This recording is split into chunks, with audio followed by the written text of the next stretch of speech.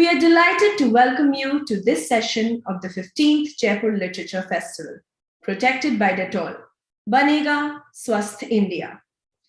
It is our pleasure to present today Killing Happiness, Friedrich Ani in conversation with Naveen Kishore. Award-winning German writer Friedrich Ani's gripping crime novel, Killing Happiness, is wrought with melancholia and revelation. A devastating case, the chain of grief, cold trails of evidence and haunting memories plague Inspector Jakob Franck, the protagonist of Ani's The Nameless Day. Retired Inspector Franck must convey news of the death of a young boy and signal the flood of mourning for family and friends.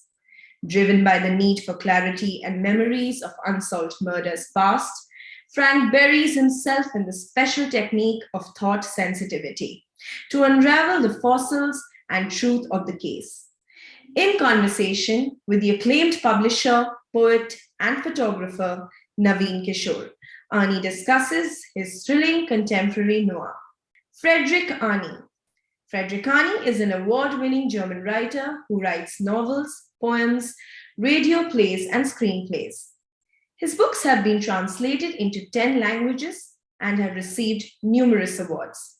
His novel, The Nameless Day, was voted one of the 10 best international crime novels of the year and was filmed by Oscar winner Volker Schlodorff. Friedrich Ani is a member of the International Pen Club. Naveen Kishore.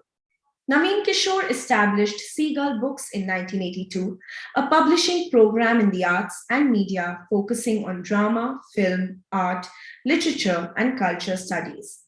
Kishore is a photographer who has extensively documented female impersonators from Manipuri, Bengali, and Punjabi theatre practices.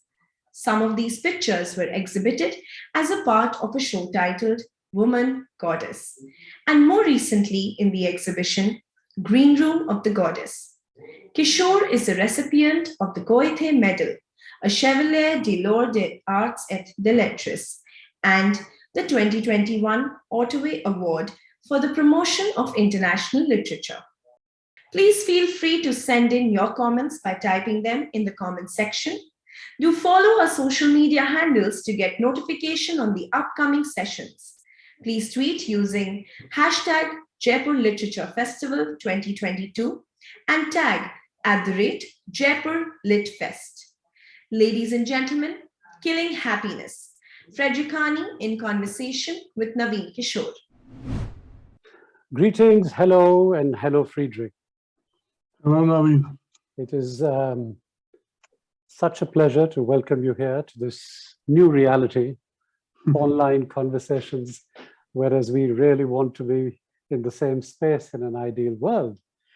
But as you very, very wonderfully and very naturally put it in our little letter exchange, you said to me that, please do not worry when we talk.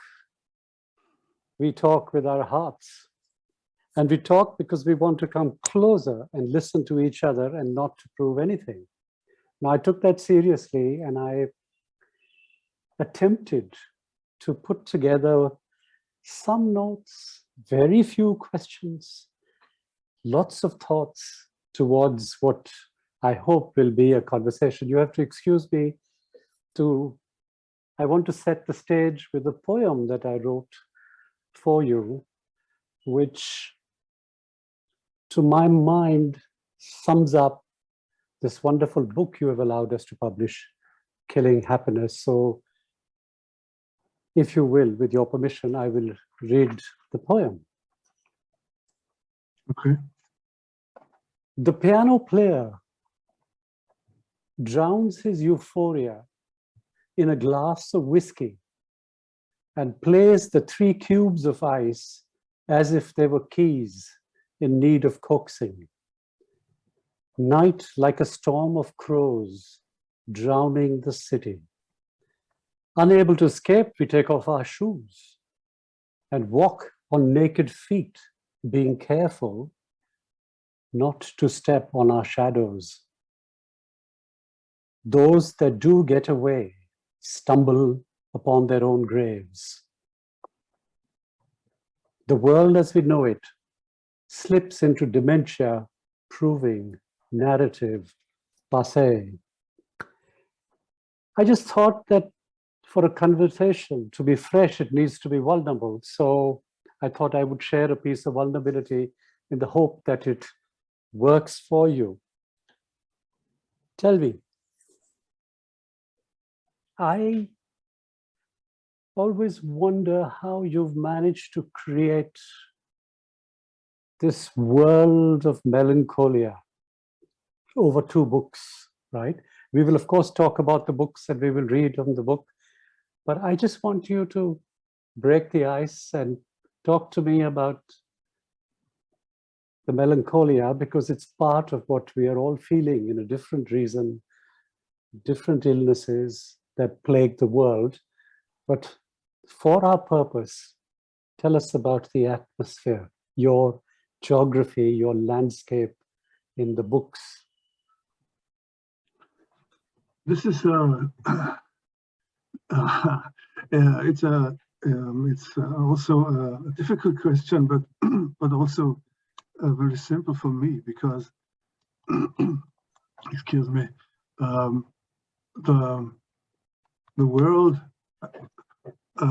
I'm writing about is more or less, it's the world which I live in, which is my home. I think the melancholia is part of my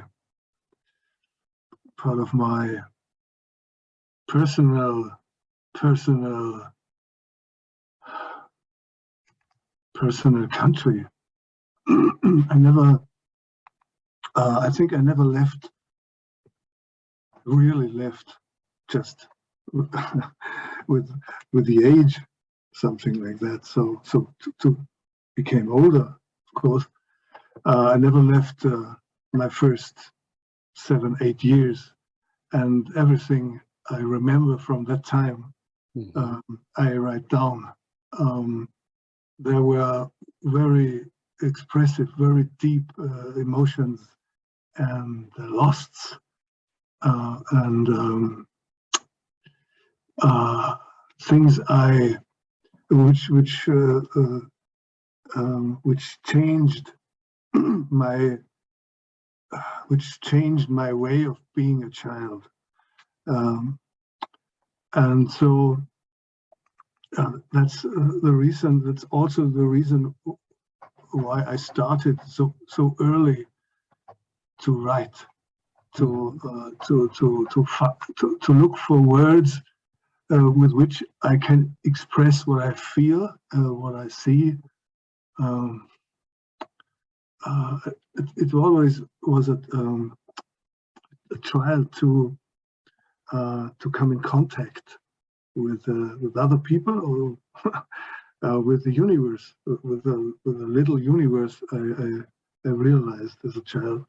And so I think this is a reason why in my books so often the children appear, or young adults. They have to be these characters between 7 years and maybe 17 are main characters in my writing world. So this sounds very autobiographical, but for me, writing is first to come in contact with my own autobiographical life, and to come in contact with the outer world. So this is melancholy. At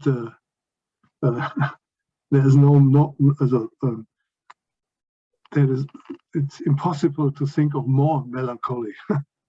That's all. That's this is my kind of writing, and I love my characters because I know them so well, and I don't have a big cast of characters. No. They it's you could count them. You could count the number of them. There's, I don't know how many, but maybe 20 or 30 characters, and they always come back to the wardrobe. They come behind the scenes of my stage, and it's always, and sometimes I think they're still waiting there, and I switch on the light and they are there, and I just have to listen to them, and even if they speak or if they don't speak, I listen, and then I try to translate the silence and the sadness and the longings of my characters into my sentences, something like that. No, I find that very interesting because as a theater person, I like the theater analogy of the backstage, the waiting for a certain cue to appear, to come into the light, to do what you wish to do. And what I find very intriguing is it's almost as if it's a large canvas that you paint, and every now and then on cue, some portion of it sort of comes alive and begins to think thoughts. Because in your characters, especially this wonderful police detective that you've created, who in the first novel, Nameless Day, is part of the police. And in the second novel, Killing Happiness, he has left, but he seems to be in a kind of limbo.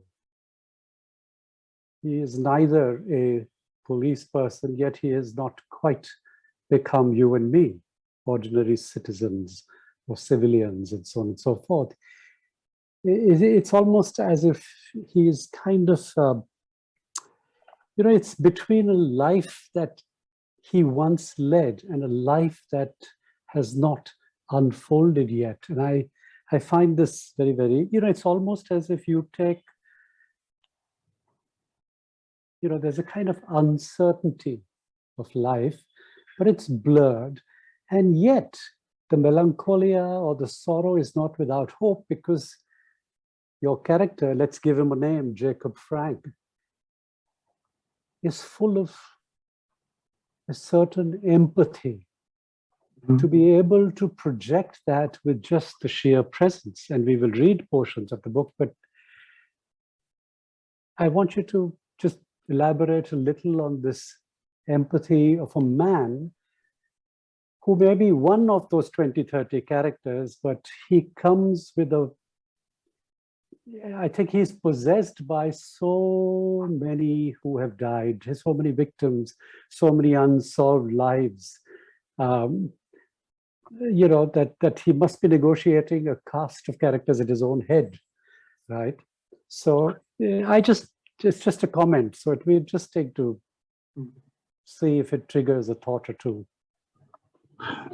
Yes, the idea of the limbo is great. I think he's still alive and he's still working like a policeman. He isn't a policeman anymore, but he's trying to not to lose life, especially his own life. He's like a real policeman. After he left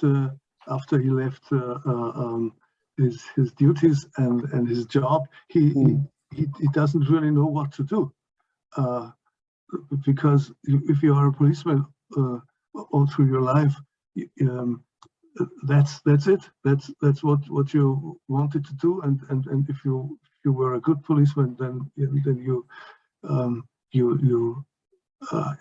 love some way your job, and you need the contact to all these people and the procedure every day and so on, and so this is a very realistic realistic thing that he tries to do anything, something, and like a policeman. And so he came to the idea to do something which his colleagues don't like to do, to go to people and to say somebody died. Yeah, from your family. To inform the relatives. Yes, to bring the most cruel reality to a family, and he decided to do this, to go this way, and it turns out that he can do it. He's able to do this, and people are listening. And in the first book, Nameless Day, he is embracing a woman for 14 hours. Yes, that's unbelievable. This is so unbelievable that it must be true. And it is true. I could never invent a story in which a policeman embarrasses another person, a woman or man, for 14 hours. A police officer, a woman, told me the story, and it was just a small point. Small aspect of a research which I did, and this was which I never forgot, and I thought I should write about this. And this this meeting with this woman who left the police because she was 68 years old when I met her. This moment, this was the beginning of Jakob Franck, of my character. I had no idea how to develop a new character, but when I spoke to this woman and I came home and I had all my research material, I knew this could be the beginning of a maybe interesting character. So, suddenly I saw this person, I saw this character with all the dead men he met, and all these fates, and all the tragedies, the dramas of the life. Excuse me, please.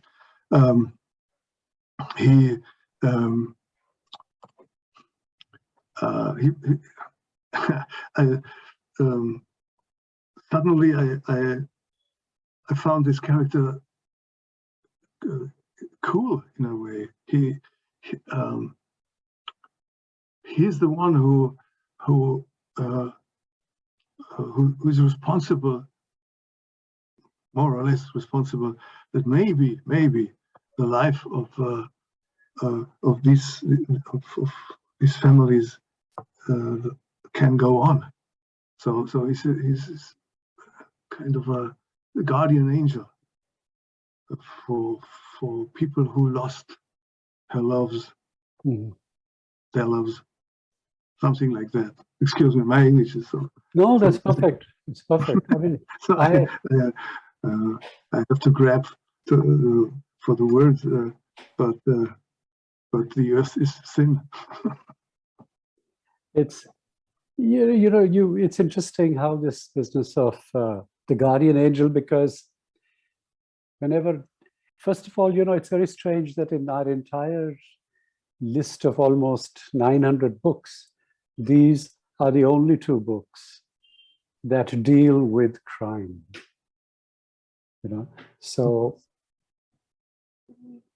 and there's a lot of people who think crime, literature, and I'm saying that the best crime is the best of literature. So the character that you've created, to me, was almost my first image, the sort of fleeting impression was one of a cleric, almost like a out of uniform priest, if such a thing is possible. He was almost a, like you used the word guardian angel, but there was, maybe it was his profession of and the role that he took upon himself to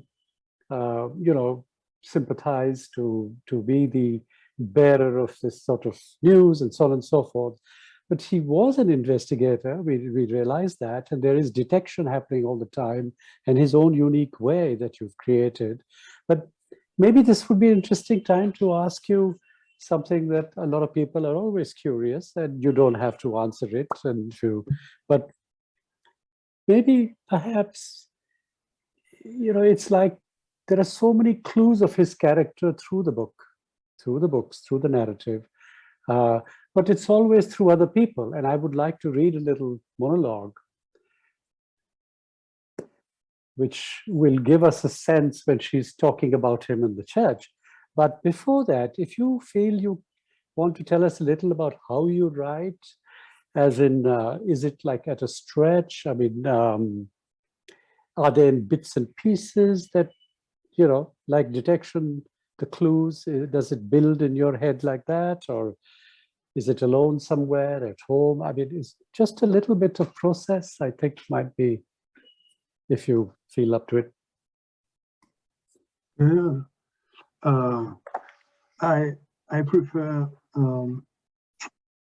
ideas than plot. I write. So at first there is a kind of fog in which a strange character is coming near. It's not so metaphorical as it sounds. It's I just wait. I have a strange idea of a character and of the life of a character, and then I wait. It's a matter of 1-2 days normally, and then something happens, and I write it down by pencil, with a pencil by hand, and most of the time a second character appears, and the third one, people I don't know at the moment,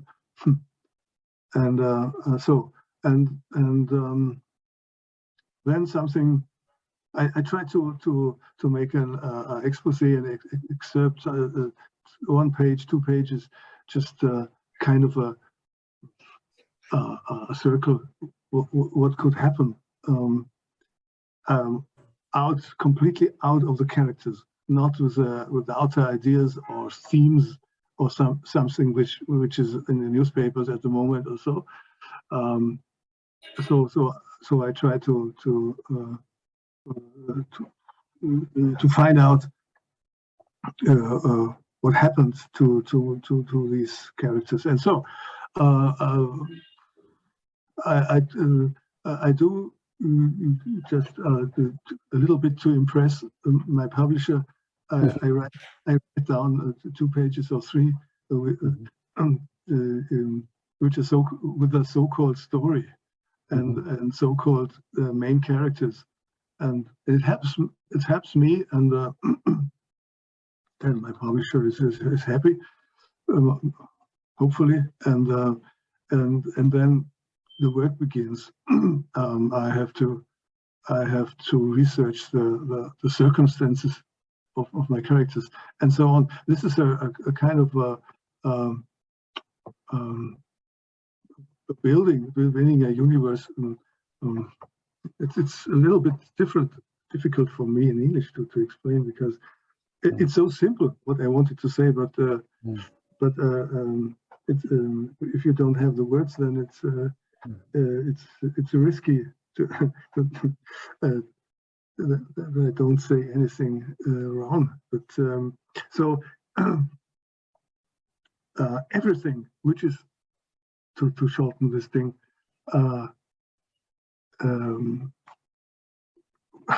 when I finished the story, the book, when I finished the manuscript, and the first one, the second one, and all what happens in this in this book wasn't in the papers before. Everything happens during the writing. So I follow the characters, and of course I have an idea of the direction, but it turned out that following the characters is better than following my own ideas, which I had when I was so happy that I will write a new book. So this is this. Most of the time I'm a writer when I'm writing. When I don't write, I'm just a guy who doesn't exactly know what to do. Of course, I'm reading books or watching TV, but I'm a little bit lost. And this I was when I was a child. One of the deepest impressions is that I always felt lost. I didn't know to whom I belong. And then I discovered that I belong to books, and I belong to readings and the world of fantasy. So this was my early panic room. Every book was a panic room for me, and not so much has changed. Yes, I know the panic, the anxiety, this sort of, I get the sense that you almost start your stories at a kind of something you said triggered this off. It's like you start at a particular moment of either an impending crisis or the information about something which is a crisis. In this case, of course, murder. And then, as an author, you almost, from what I can make out, you retreat into the shadows, and if such a thing, beyond the romantic nature of this, the fact that you actually observe your characters to see how they will deal with things, with situations, with words, with silences, with solutions. Is that too far-fetched? Does that make any sense? No, this makes sense. So this is exactly what happens. Yes. You're a poet. You know what. I'm not a poet. Of course you are. Of course. Yeah, that's exactly. And this is still fascinating after 30 books or so. This is so mysterious. Yes. Each time it's a renewal. And sometimes it's a little bit. It's hard to carry this because it costs me energy, lots of energy, to be a special character and a special person who thinks about things I never would do, or so, or living in a world in which I don't want to live, or so, even outer world or inner world. So I'm. That's why sometimes in 20 years ago, 25 years ago, when I published my first books, I always thought that when I have my third book or so, then it would become easier. I will, and then I stand up in the morning, and then I go to my desk and sit down and then have a tea, and then the race begins. Yeah. And nothing begins. Nothing. It's like there's somebody outside here on my balcony who has this black blankets, and he throws them about me. And said, you better you look for another job. But I don't have another job. I never had a plan B. So this is all I have: a white sheet of paper. That's all. That's more. That's the whole world. Thank you. That was very, very poetically put for somebody who just called me a poet. But to me, it's interesting that I almost had an image of when you said when you start a new book each time and that it may get easier. But what is fascinating is that each time this process involves, the reality is that you have so many ghosts that reside in you. And with each book, the number of the ghosts multiply. They sort of, these are your unresolved characters dying to find a way, an articulation. In quite the way Jakob Franck has unsolved characters wanting justice in a certain kind of way. So I mean, I'm just interested in that.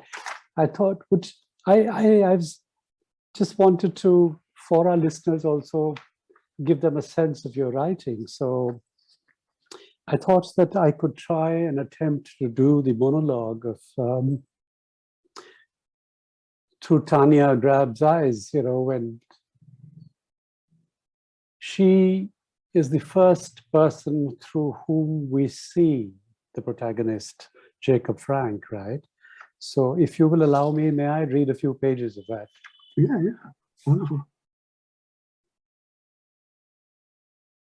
The setting is the church. It's interesting. My son did not die, Tanya Grab said. He is sitting at the table and watching us because we are all guilty. She did not look at anyone, only the framed photo with the black band in front of her on the table, next to the vase with the white roses. There's a lot of color in this book, very interestingly built. Which elephant has bigger ears, she said, the African or the Asian one? It always tripped him up, my Leonard. He was so sure that the right answer was the Asian. Things like that. I'm certainly not any smarter than he was. I don't know a thing about football. He's unbeatable there, better than any of his classmates. He's a striker. You all know that. He's already had 57 goals this year and 33 assists, or whatever you call it when you help someone else score a goal. He made me write the number down. I had to remember because he'd asked me. 57 goals. That's a school record, and he received a special certificate for it. She reached out towards the photo without touching it. Then a man came from out of the snow and knocked on the door. She made a fist and knocked on the table 4 times. I knew right away who it was, a police officer. How do you recognize a police officer? By the uniform, Leonard says, and he's right. But a uniform doesn't just have to do with the clothes. A uniform also has to do with the eyes and how one acts and says things like, your child is dead. No one but a police officer says something like that. I recognized him right away and made a mistake. I'm so stupid. Why didn't you understand that right off the bat? Leonard asked, sitting in his beach chair as he always does. I'm so stupid, so very, very stupid. He's right. Everything full of snow, people rushing past the cafe. Thank God they weren't coming inside. That's when the man came down from heaven, a leather bag hanging off his shoulder, and I thought, a police officer. He wants more information, something about school, or the director sent him to return the football certificate, the 57 goals. It was the last day before the Christmas holidays. That's what I was thinking when I unlocked the door and let the man in. He was completely white and the tip of his nose was red. He said something to me at the door. I didn't listen. I didn't listen later on either. Well, no, later on I did, but I can't remember. Then Stefan came too. I don't know where he had been. Maybe he'd been making a snowman. You often don't have any idea what Stefan's up to when he's not cooking or baking. Most of the time he's cooking or baking as everyone knows. I've never been that strong about someone. I was right about the police bit, but I put together the rest on my own. Leonard will never forgive me. Not a word of what the police officer is saying is true. We both know that, I thought. We can hang the certificate in the living room, if you're okay with that, on the wall next to the TV. Then we'll always be able to see it. You can think about it. Now that I want you all to think Leonard's a TV addict. He likes to watch football, sometimes late into the night, but only when he doesn't have school the next day. We pay attention to that, Stephen and I. This is my husband here, next to me. And this is my brother, also next to me. That's my mother. Hi, Mom. I hope I'm not embarrassing you. Talking like this, telling people things about our private lives. It's got to be this way, or else no one will understand what's happened. The police officer from the snow is guilty. If he hadn't come, we all could have lived a tad longer. You, Mom, and you. Max, you too, Stefan, and me as well. Now only our Leonard is alive. I mean, just to give a taste to our readers, our listeners, because it's fascinating how so many things are happening at the same time and images are being built and personalities are taking shape, and her own sorrow finds articulation. We've already lost her in some other world where she is, and to end with something that, this whole business of life and death. I thank you for that.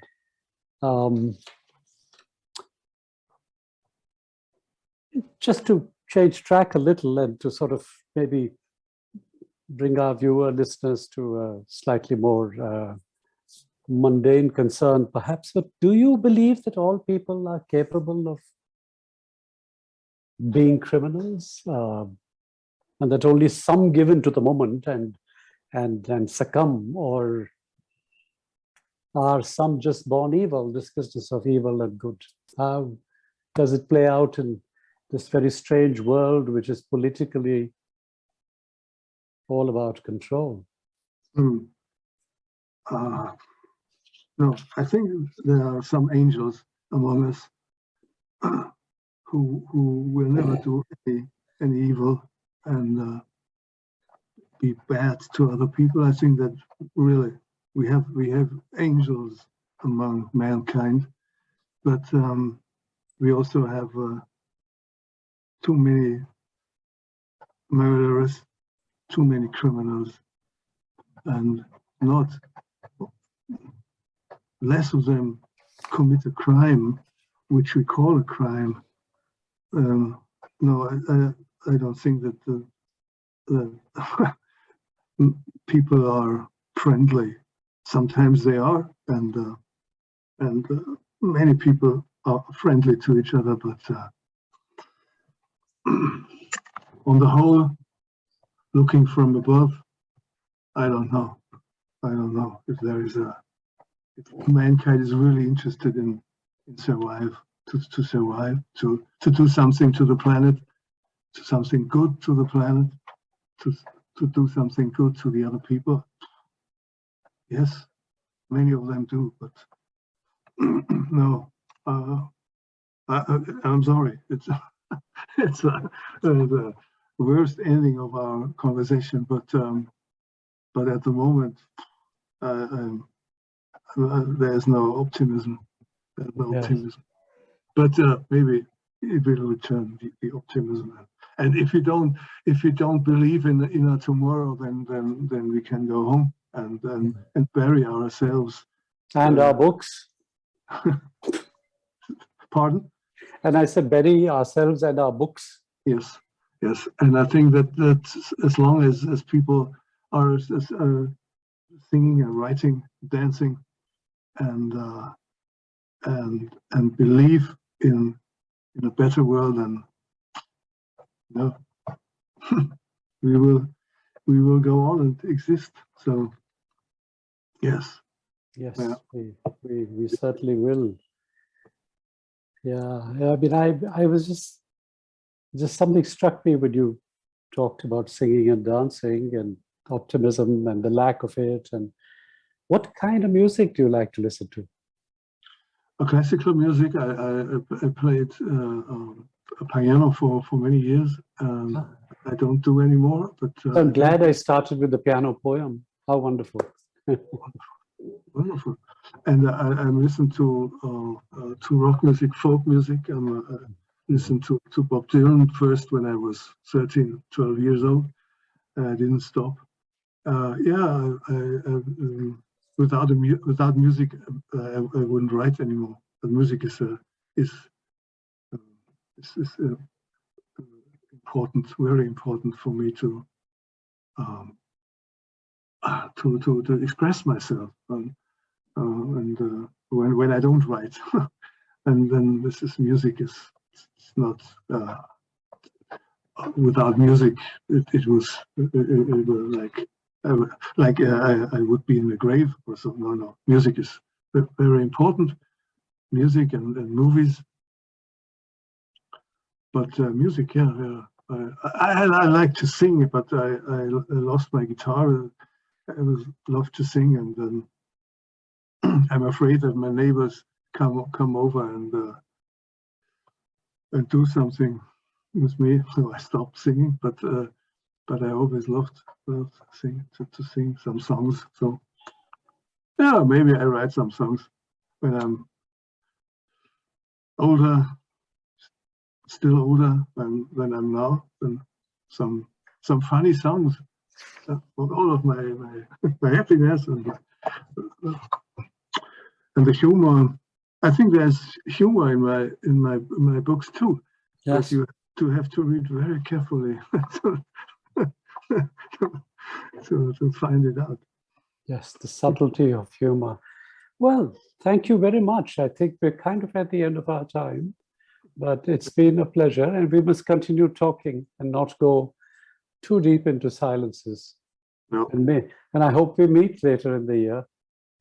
I hope that too. This was very important. Thank you, Naveen. Thank you. Thank you very much. Thank you. Thank you, Friedrich and Naveen, for that thrilling conversation. Thank you all for watching and being such a great audience.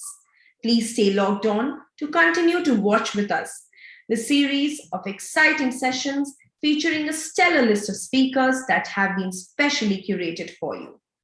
Sessions are ongoing across all three of our venues, Front Lawn, Mughal Tent, and Darbar Hall.